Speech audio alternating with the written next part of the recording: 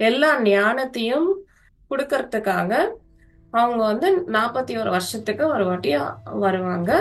அந்த டைம் டனல்ஸ்ல வந்து நீங்களே உங்களுக்கே சுயமா ரெட் டனல், கிரீன் டனல்னு இருக்கும். ஸோ அது வந்து நீங்களே சுயமா ரெட் டனல் வேணும்னா ரெட் டனல்ல போகலாம், கிரீன் டனல்ல வேணும்னா கிரீன் டனல்ல போகலாம். வறுமை எனும் பேய் இருக்கு இல்லையா, அந்த வறுமை எனும் ராட்சசனுடைய அண்ணன் வந்து வரும் நோய் அப்படின்ற ஒரு ராட்சசம் இருக்கா. அந்த சோசியல் ஸ்டேட்டஸ் எப்ப வெஞ்சாலும் இன்டான்ஜிபிள் அப்படின்னா நிலை இல்லாத எப்ப வெஞ்சாலும் விழுந்து போற அந்த சோசியல் ஸ்டேட்டஸ்க்காக இவங்க எல்லாமே வந்து ரொம்ப கஷ்டப்பட்டு ராத்திரியும் பகலும் அந்த பெரிய வீடை மெயின்டைன் பண்றதுக்குன்னே அவங்க வாழ்க்கை முழுக்கவும் ஸ்பெண்ட் பண்ணுவாங்க. ஸோ அந்த ஸ்மார்ட் போன்ல வந்து எல்லாமே இவங்க வந்து அதாவது நம்மளுக்கு பசிச்சா எப்படி வந்து நம்ம சாப்பாடு சாப்பிடுவோமோ அப்படி அந்த ஞான பசிக்க அந்த ஸ்மார்ட் போன் வந்து அவங்களுக்கு உணவா மாறுது. ஸோ அவங்களுக்கு இருக்க ஆர்வம் எல்லாமே வந்து அந்த ஸ்மார்ட் போன்ல தேடி தேடி எல்லாத்தையுமே வந்து அந்த பசிக்கு எப்படி சாப்பிடுவோமோ அப்படி அந்த நாலேஜை வந்து அவங்க வந்து கறந்து குடிக்கிறாங்க.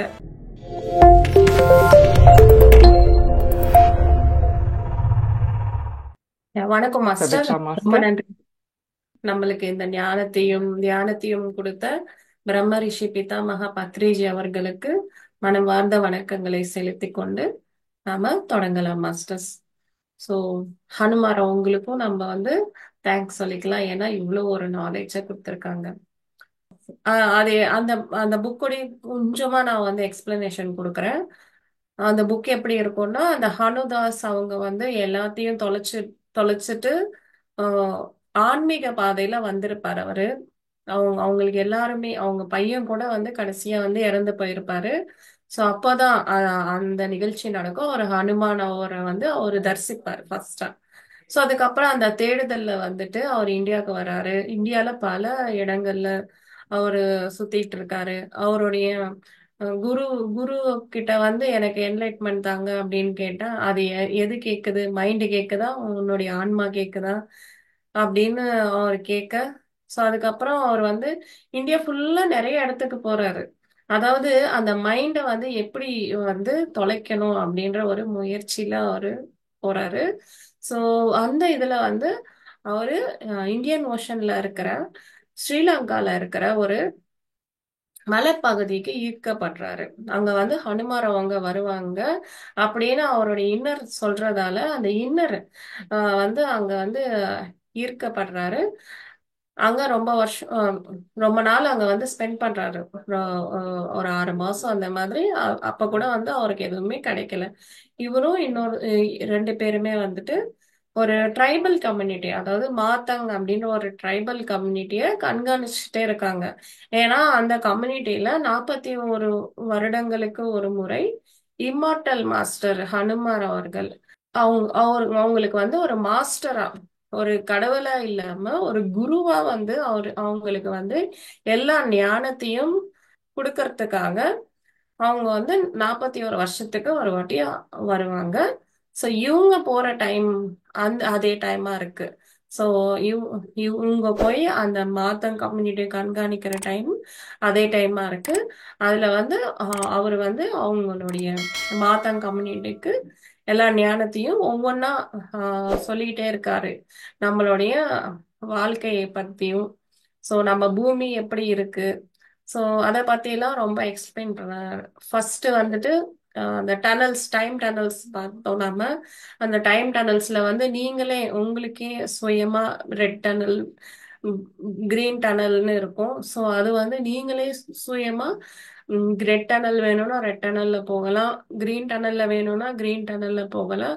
ஸோ அந்த மாதிரி நிறைய டனல்ஸ் இருக்கும்.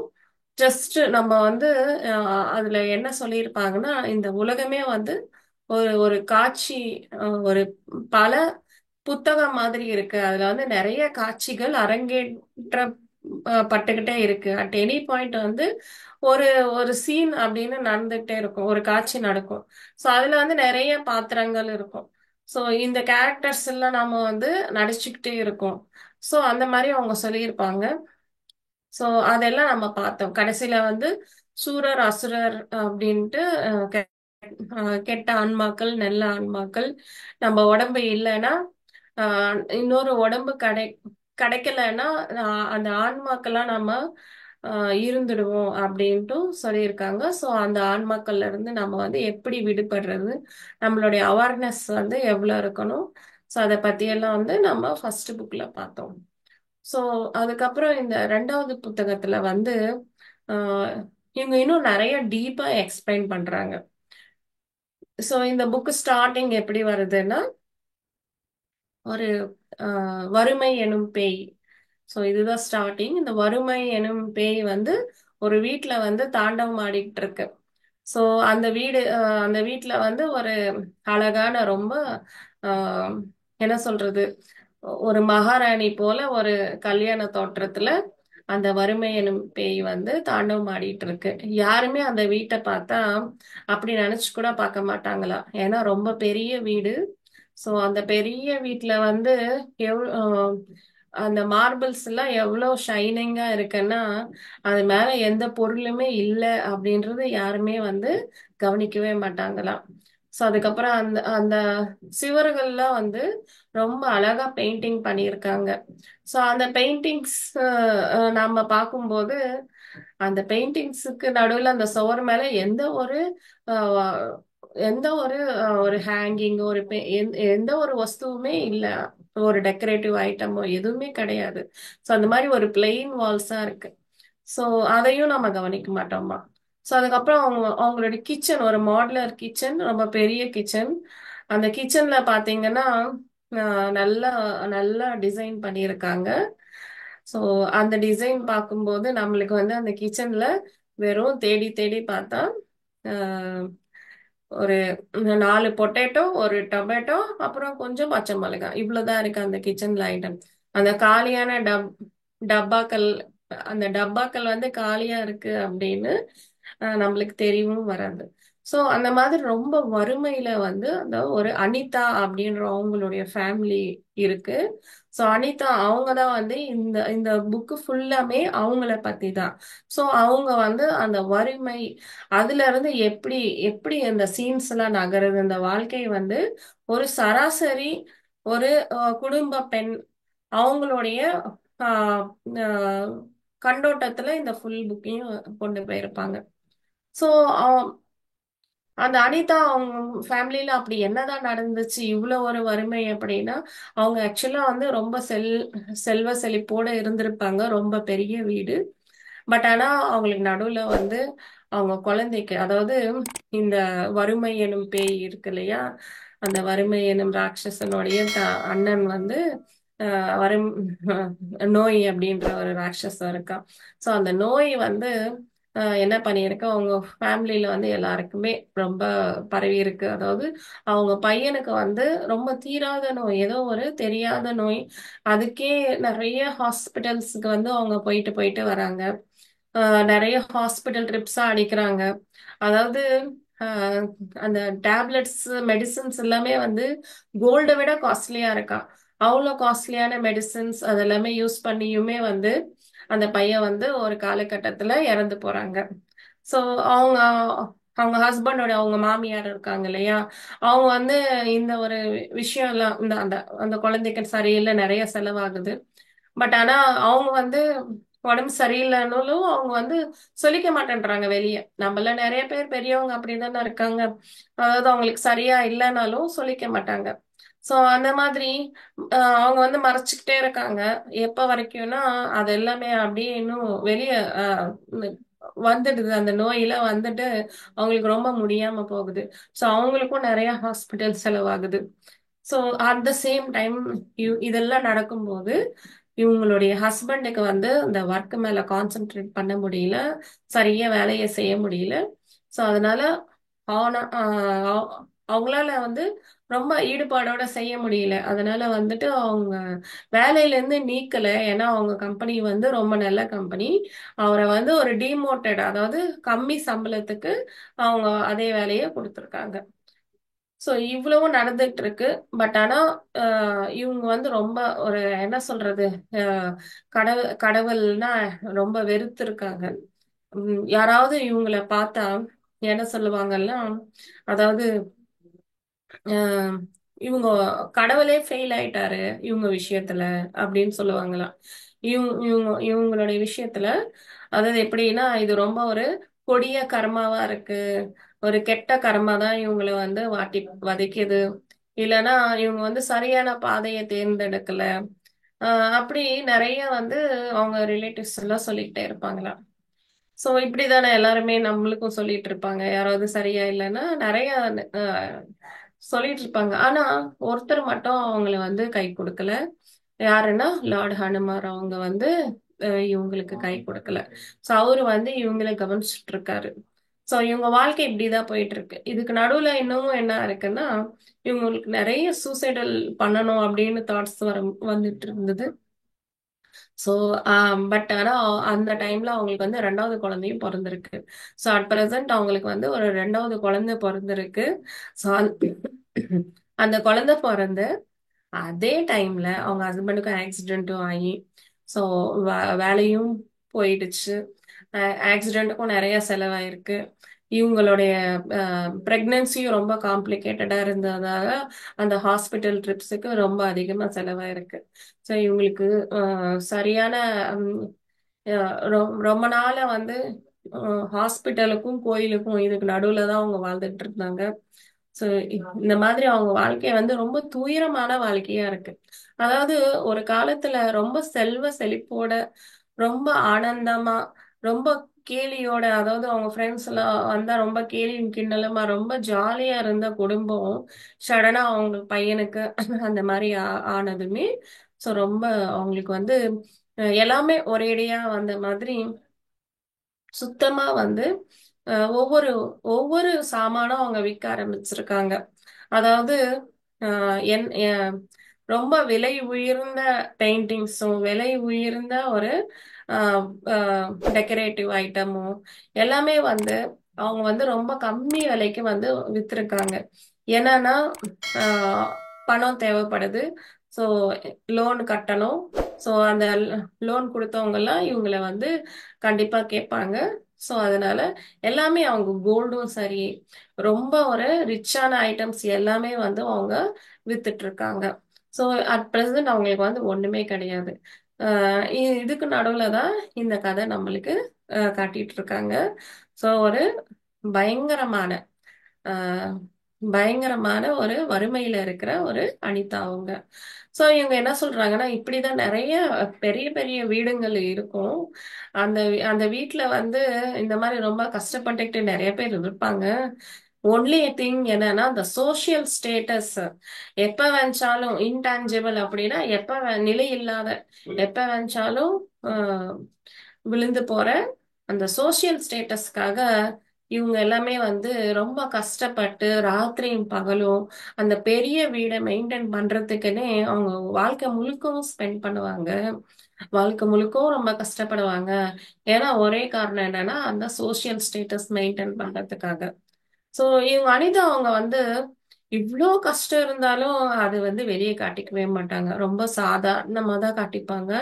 எனக்கு எந்த கஷ்டமும் இல்ல அப்படின்ற மாதிரி ஃப்ரெண்ட்ஸுக்கும் சரி அந்த மாதிரி இருப்பாங்க. பட் இவ வந்து அதையும் தாண்டி வந்து இவங்க விஷயம் எல்லாம் நிறைய பேருக்கு தெரிஞ்சு இவங்க ஃப்ரெண்ட்ஸ்ல இவங்க ரிலேட்டிவ்ஸ் ஒரு காலத்துல இவங்க வீட்ல வந்து ரொம்ப நிறைய பார்ட்டிஸ் எல்லாம் நிறைய நடந்த அந்த வீட்ல வந்து இப்ப யாருமே வர்றதே கிடையாது. சோ இவங்க என்ன பண்றாங்க, உங்க ஹஸ்பண்டுக்கும் வேலை இல்லை. சோ இவங்க ஒரு டியூஷன் சென்டர் நடத்துறாங்க.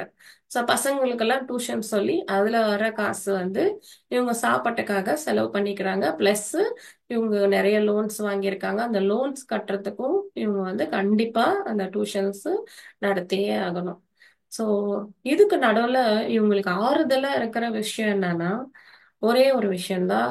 ஒரு ஸ்மார்ட் போன் இவங்க கிட்ட இருக்கு. அவங்க தம்பி வந்து இவங்க ஸ்மார்ட் போன் வந்து ஒரு கிஃப்டா கொடுத்துருக்காங்க. ஸோ அந்த ஸ்மார்ட் போன்ல வந்து எல்லாமே இவங்க வந்து அதாவது நம்மளுக்கு பசிச்சா எப்படி வந்து நம்ம சாப்பாடு சாப்பிடுவோமோ அப்படி அந்த ஞான பசிக்கு அந்த ஸ்மார்ட் போன் வந்து அவங்களுக்கு உணவா மாறுது.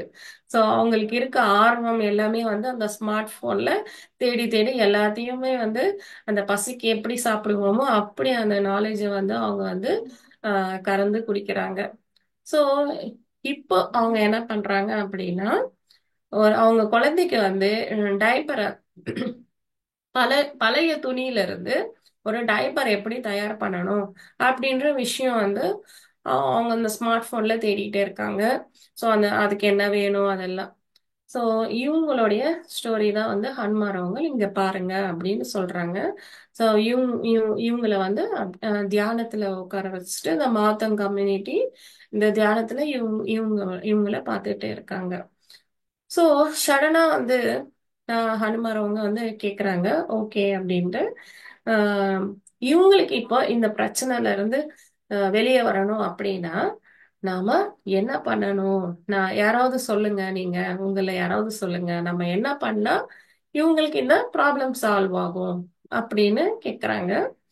சோ இவங்களுக்கு ஆக்சுவலா இன்னொன்னும் சொல்றாரு அனுமார் அவங்க. இவங்க வந்து இப்போ ஒரு சூப்பர் மார்க்கெட்டுக்கு போவாங்க. இன்னொரு 4 மணி நேரத்துக்கு ஒரு சூப்பர் மார்க்கெட்டுக்கு போவாங்க.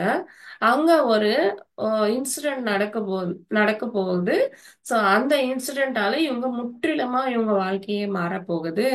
சோ அந்த இன்சிடென்ட்டை தான் நாம இப்போ பார்த்துட்டே இருக்கோம். ஆக்சுவலா அவங்க வந்து ஒரு நிலையில இருக்காங்க. என்னன்னா அவங்க வந்து நம்ம பார்த்தோம் இல்லையா அந்த டைம் டனல்ஸ் ஏ பி. அதாவது ஏனா அவங்களோட வாழ்க்கை மாறலாம். பீனா அந்த வாழ்க்கை எதுவுமே மாறாது. அப்படியே அந்த வறுமையிலே இருந்து அந்த குழந்தையும் இவங்க கொண்டுட்டு ஹஸ்பண்ட் அண்ட் ஒய்ஃப் 2 பேருமே சூசைட் பண்ணிப்பாங்க. ஸோ ஏபி இந்த 2 வாழ்க்கை தான் அவங்க வந்து இருக்கு. ஸோ அந்த சூசைடல் டெண்டன்சில இருக்கிற அந்த ஒரு அனிதா அவங்களுக்கு வந்து நிறைய அதே அட் த சேம் டைம் நிறைய லைஃப் டைம்ஸ் இருக்கு. அதுதான் இந்த 1000 வாழ்க்கைகள் அப்படின்னா அட் எ டைம் நாம வந்து நிறைய ஆஹ், காட்சிகள்ல நடிச்சுக்கிட்டே இருக்கோம் அட் த சேம் டைம். ஆனா அதுல இது எது அப்படின்றதுதான்.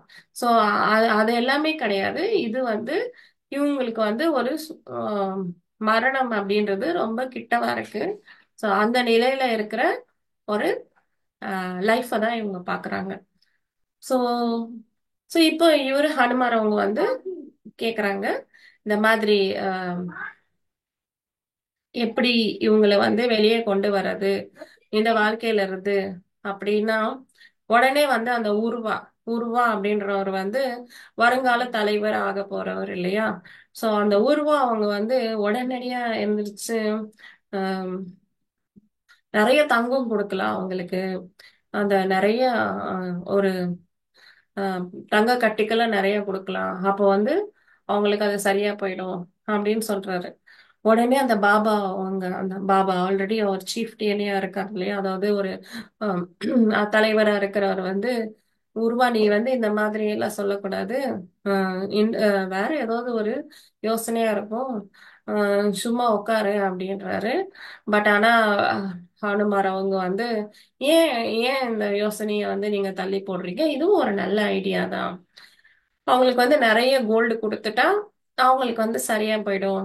இது நம்ம ட்ரை பண்ணி பார்க்கலாம். இந்த இந்த ஐடியாவையும் நம்ம ட்ரை பண்ணி பார்க்கலாம் அப்படின்றாங்க. சோ இப்போ மறுபடியும் இவங்க எல்லாருமே வந்து தியானத்துல உட்கார்றாங்க. தியானத்துல வந்து இவங்களுக்கு வந்து ஒரு சினிமா மாதிரி அந்த அஹ், அனிதா அவங்களுடைய லைஃப் வந்து தெரியுது. சரி நம்ம முதல்ல வந்து இந்த அனிதா அவங்க லைஃப்க்கு வந்து நம்ம தேங்க்யூ சொல்லலாம், முதல்ல நன்றி சொல்லலாம். ஏன்னா அவங்க லைஃப் வழியா நம்மளுக்கு எல்லாமே ஞானம் வந்து கத்துக்க முடியுது இல்லையா. சோ அதனால அவங்களுக்கு நன்றி சொல்லலாம் அப்படின்ட்டு எல்லாரையும் நன்றி சொல்ல வைக்கிறாங்க. சோ அப்ப என்ன பண்றாங்க இவங்க இந்த மாத்தங் கம்யூனிட்டி எல்லாமே இங்க பாருங்க இதெல்லாம் ரொம்ப முக்கியமான விஷயம். அதாவது நம்ம யாருக்காவது ஒரு விஷயம் நம்ம அவங்க மூலமா நம்மளுக்கு தெரிஞ்சுக்கிறோம்னா அவங்களுக்கு நன்றி சொல்றது ரொம்ப முக்கியம். அந்த நன்றியும் எப்படி சொல்றாங்க பாத்தீங்கன்னா அவங்க ரொம்ப ஹார்ட்ஃபுல்லா அவங்க ஹார்ட் வந்து ஓபன் பண்ணி, அதாவது இறுக்கமா கிடையாது, இறுக்கமா ஏதோ மைண்ட் லெவல்ல அவங்க வந்து நன்றி சொல்லல.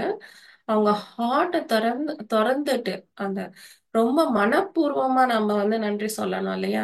அந்த மாதிரி மனப்பூர்வமா அந்த ஸ்ட்ரிங்ஸ் அப்படின்றாங்க அந்த க்ளோஸ், அதாவது அந்த ஹார்ட் அந்த மனம் அப்படின்றது திறந்த நிலையில ரொம்ப ஆத்மார்த்தமா அவங்க வந்து அங்க இருக்கிற அனிதா அவங்க அந்த சோலுக்கும், அந்த சோலோடைய ஹிஸ்டரி தானே இவங்க பார்த்துட்டு இருக்காங்க. அந்த சோலோடைய விஷயங்கள்ல இவங்க பார்த்துட்டு இருக்காங்க. பிளஸ் அங்க இருக்கிற செடி, ஆஹ் அப்புறம் மரம், அந்த அனிமல்ஸ், அந்த காட்டு பகுதி நேச்சருக்கும், அப்ப எல்லாருக்கும், இயற்கைக்கும், எல்லாவற்றுக்கும் அவங்க வந்து நன்றிய செலுத்திக்கிறாங்க. சோ அப்போ ஹனுமார் வந்து சடனா வந்து ரொம்ப ஒரு எங்கேயோ ரொம்ப தூரத்துல இருந்து ஒரு வாய்ஸ் வர மாதிரி சொல்றாராம். சில பேர் வந்து இங்க நன்றி சொல்லல, நீங்க வந்து நன்றி சொல்லணும் அப்படின்றாங்க. ஓ நன்றி அப்போ அந்த தலைவர் வந்துட்டு பாபா அப்படின்றவங்க, மன்னிச்சுக்கோங்க இறைவனை, எங்கள்ல யாராவது வந்து இவங்களுக்கு புதுசா வந்த பசங்களுக்கு, ஏன்னா இவங்க வந்து 41 வருஷத்துக்கு ஒரு வாட்டி வராங்க. சோ இவரு முன்னாடி 41 வருஷத்துக்கு அப்போ வந்தவங்க நிறைய பேர் வந்து சின்ன குழந்தைங்களா இருப்பாங்க. இப்ப இருக்கிற சில பேர் அப்ப பிறந்து கூட இருக்க மாட்டாங்க. சோ அதனால இப்ப இருக்கிற அந்த பசங்களுக்கு தெரியாம போகலாம். இவங்க எப்படி வந்து அவங்க ஹார்ட்ட ஓபன் பண்ணி, அதாவது அந்த மனம் திறந்து எப்படி நன்றி சொல்றதுன்னு தெரியாம இருக்கலாம் அப்படின்னு சொல்றாங்க. இல்ல இல்ல, உன்னுடைய கம்யூனிட்டி வந்து சரியாதான் இருக்கு. ஆனா சில ஆன்மாக்கள் இந்த இவங்களுக்கு நன்றி சொல்லல அப்படின்னு. அதாவது நாம எப்படி எடுத்துக்கலாம்னா, அந்த ஒரு யார் அந்த ஆஹ் அந்த வறுமை, அப்புறம் அந்த நோய், அந்த அதுக்கு சம்பந்தமான அந்த ராட்சச ஆன்மாக்கள்லாம் இருக்கு இல்லையா? அதாவது சுரர், அசுரர் எல்லாம். சோ அவங்க வந்து இவங்களுக்கு நன்றி சொல்லல அப்படின்னு எடுத்துக்கலாம். ஏன்னா அவங்க வந்து நன்றி இல்லாம செயல்படுறாங்க. சோ அத ரொம்ப கோவமா சொல்றாங்க அவங்க. ஹனுமார் அவங்க சடனா அந்த கோவத்துக்கு வந்து இவங்களுக்கு வந்து அப்படியே அந்த முதுகு வந்து ரொம்ப ஜில்லுன்னு ஆயிடுது. அந்த மாதிரி ரொம்ப கோவமா சொல்றாங்க. சோ இவங்க வந்து சரி அப்படின்ட்டு, சரி நம்ம இப்ப வந்து இத வந்து அரங்கேற்றம் பண்ணலாம். அந்த கோல்டு அப்படின்ற ஒரு விஷயம் வந்து அரங்கேற்றம் பண்ணலாம் அப்படின்னு, அந்த கோல்ட வந்து அவங்களுக்கு கொடுக்க முயற்சி பண்ணலாம் அப்படின்ட்டு எல்லாரும் தியானத்துல உட்கார்றாங்க. சோ அப்ப அந்த சீன் வந்து எப்படி இருக்குன்னா, அந்த அனிதா அவங்க வந்து அந்த மொபைல்ல வந்து சர்ச் பண்ணிட்டே இருக்காங்க. அந்த குழந்தைக்கு வந்து ஒரு ஆஹ், பழைய துணியில இருந்து டயப்பர் எப்படி தயார் பண்ணணும், அதுக்கு என்னெல்லாம் வேணும். சோ அவங்களுக்கு பழைய துணியில ஒரு அட்டிகை இருக்கு. சோ அந்த அட்டிகை மேல வந்து ஆஹ், போய் பாக்குறாங்க எனக்கு என்னென்னலாம் கிடைக்கும், பழைய துணி ஏதாவது கிடைக்குமா அப்படின்னு அந்த அட்டிகையை போய் பார்த்தோம். அது வந்து ஃபுல்லா டஸ்டா இருக்கு. அவங்க நிறைய பொருட்கள் கிடைக்குது அந்த அட்டிகையில. அது வந்து ரொம்ப பெருசா கூட இருக்கு அந்த அட்டிகை. இவங்க வந்து ஏணி ஏறி அங்க பார்த்துட்டு இருக்காங்க. சோ அந்த இடத்துல வந்து அவங்க அந்த ஒவ்வொரு சாமானா அவங்க வந்து கீழே கீழே போட்டுட்டே இருக்காங்க. அங்க நிறைய டஸ்ட் கூட இருக்கு. ஒரு 1/2 இன்ச் இவ்வளவு திக்கா வந்து ஒரு தூசி கூட நிறைய இருக்கு. ரொம்ப வருஷமா அவங்க வந்து அந்த அட்டிக்கையை வந்து ஓப்பனே பண்ணவே இல்லை. சோ அதுல வந்து அவங்களுக்கு வந்து ரொம்ப பழைய நினைவுகள்லாம் இருக்கு. சோ இதுக்கெல்லாம் நடுவுல வந்து ஒரு பெட் வந்து அவங்களுக்கு வந்து தென்படுது.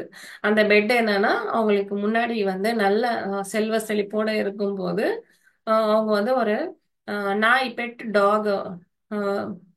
டாக் வந்து வளர்த்துட்டு இருந்தாங்க. சோ அந்த நாய் அந்த அந்த டாகோடைய சாமான்லாம் இருக்கு அதுல. சோ இவங்க என்ன நினைச்சுக்கிட்டாங்கன்னா, இவங்களால வந்து இந்த ஹாஸ்பிட்டலுக்கும் போகும்போது சும்மா சும்மா போயிட்டு வர்றாங்க இல்லையா? அதனால இந்த அவங்களுடைய பெட்டை வந்து சரியா கவனிச்சுக்க முடியல. சோ அதனால வந்து ஆஹ் இவங்களோட ரிலேட்டிவ்ஸ் உடைய ஃப்ரெண்ட் ஒருத்தவங்களுக்கு இவங்க கொடுத்துருக்காங்க. சோ இவங்க என்ன நினைச்சிருக்காங்க, நம்ம சூழ்நிலை எல்லாம் மாறினதுமே மறுபடியும் நம்ம பெட்டை நம்ம கொண்டு வந்துக்கலாம் அப்படின்ட்டு, அதுக்கு சம்பந்தமான வஸ்துக்கள் எல்லாமே வந்து அதுக்கான பெட்டு, அதுக்கான எல்லாமே ஆஹ் அந்த அட்டிகை மேல இருக்கு. சோ அது பார்க்கும்போது இவங்க ரொம்ப சோகம் அடைகிறாங்க. சோ அதுவும் வந்து அந்த பெட்டும் கீழே விழுது. சோ அந்த பெட் வந்து இவங்க சொல்லிக்கிறாங்க, பரவாயில்லையே, இந்த பெட் வந்து அந்த இருட்டுல இருந்து வெளிச்சத்துக்கு வந்திருக்கு.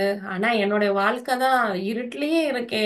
நான் எப்படி வெளிச்சத்துக்கு வருவேனோ அப்படின்னும் அவங்க வந்து ஒவ்வொன்னா பார்க்கும்போது அப்படியே மனசுல நிறைய விஷயம் நினைச்சுக்கிட்டே இருக்காங்க.